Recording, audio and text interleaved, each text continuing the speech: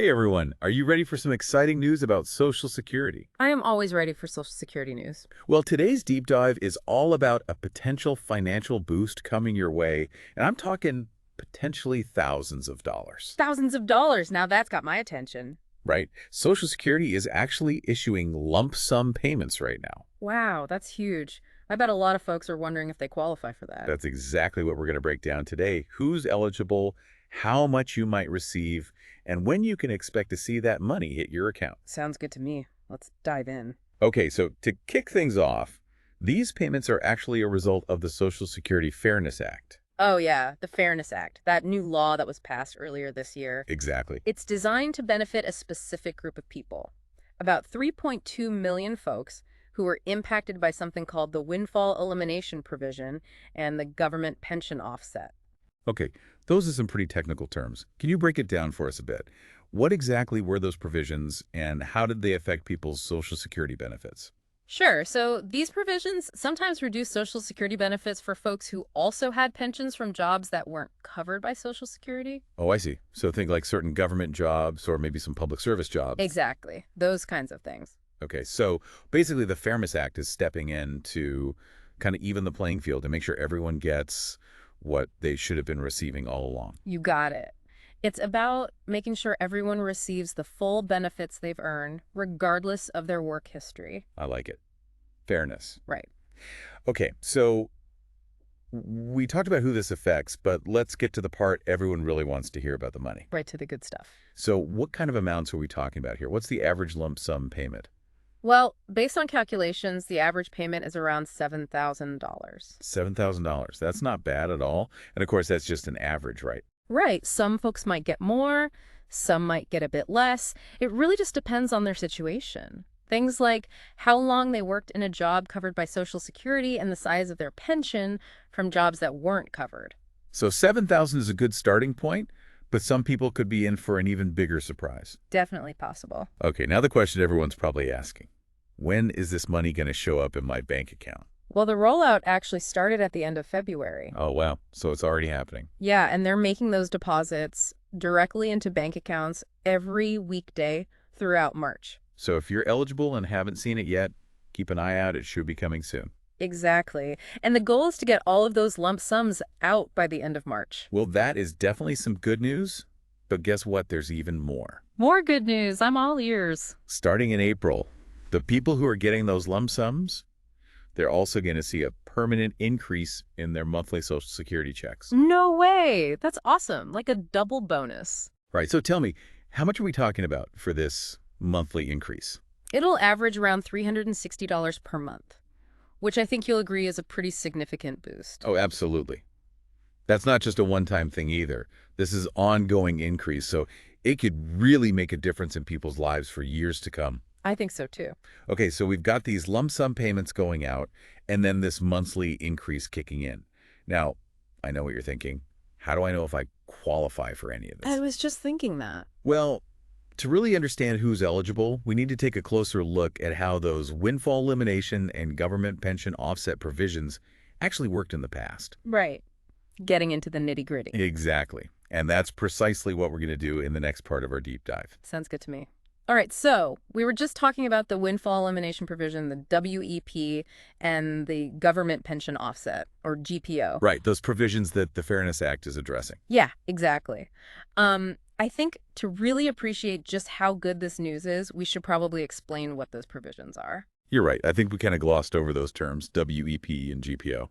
Yeah, we did. So how about we break down how they worked and how they might have affected people's Social Security benefits before the Fairness Act? Sounds like a plan. Okay, so let's start with the WEP, the Windfall Elimination Provision. It was enacted way back in 1983.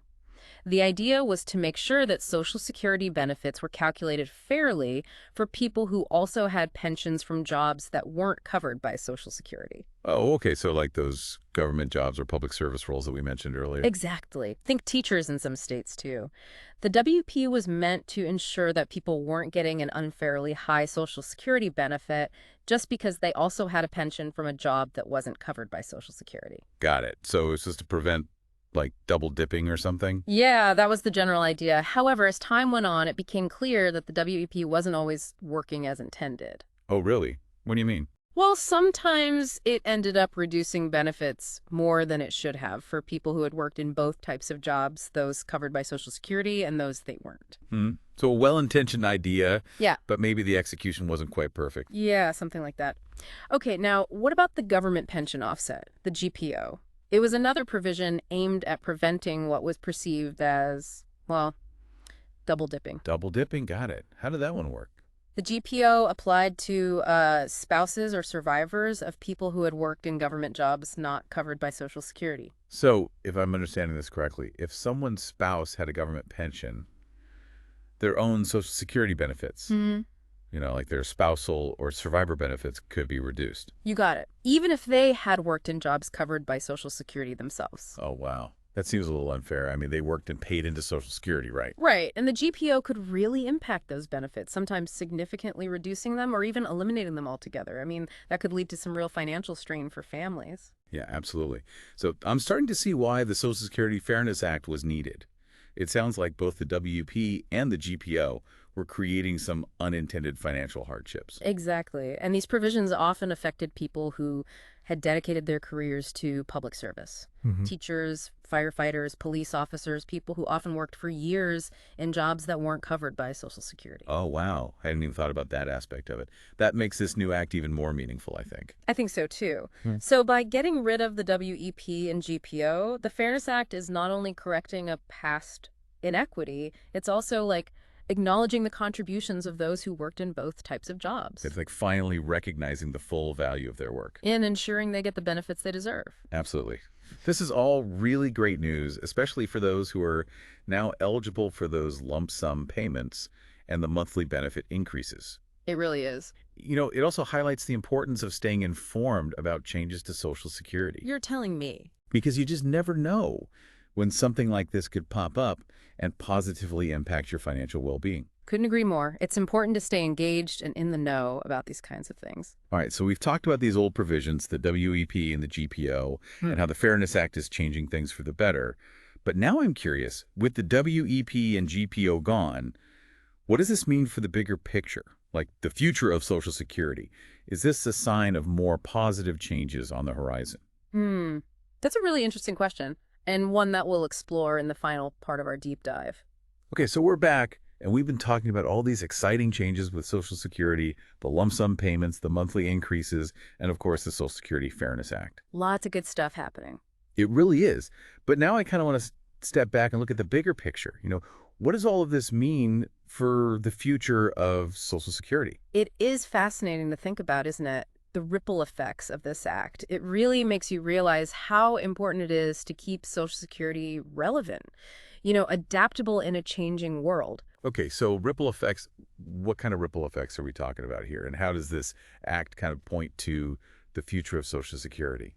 Well, the Windfall Elimination provision and the government pension offset, they were created decades ago, like way back when work patterns were much different than they are today. Right, back when people had one job their whole lives, not so much anymore. Exactly. Like those provisions didn't really reflect the reality of how people work nowadays. People have multiple careers, different kinds of jobs that might fall, both inside and outside that traditional Social Security system. Yeah, exactly. You might have a mix of jobs throughout your career, some covered by Social Security, some not. But the Fairness Act, it recognizes that. It makes sure your benefits accurately reflect your full work history. No matter how diverse it is. Exactly. It makes me think about, like, the gig economy. All the freelance work people do now. It seems like Social Security is going to need to keep evolving to make sure it works for everyone. Oh, absolutely. It's got to stay fair and relevant no matter how people are earning a living. As the way we work keeps changing, it's more important than ever for Social Security to adapt so everyone has the opportunity to build a secure retirement. Couldn't agree more. Well, it's definitely encouraging to see this kind of positive change happening. This act, it didn't just fix one specific issue. It kind of sparked this bigger conversation about how to ensure Social Security stays relevant for everyone. Right. It's a reminder that these systems, they're not set in stone. They can be adjusted to reflect, the people they serve. They should be. Definitely. Well, that brings us to the end of our deep dive into Social Security. We covered a lot, from those lump sum payments to the monthly increases, all the way to the ins and outs of the Fairness Act. We even touched on what this might mean for the future of Social Security It's been a great discussion. Hopefully our listeners are walking away with a better understanding of these changes. and how they could impact their lives. If you're thinking, hey, I might be eligible for this, I definitely encourage you to check it out. Look into it a little bit further. There are tons of resources available online. The Social Security Administration can help you understand the specifics and figure out if you qualify. Oh, yeah. And remember, Social Security is a complex topic. Don't be afraid to reach out to a financial advisor or a retirement planning expert. They can help you figure out your unique situation. Yeah, great advice.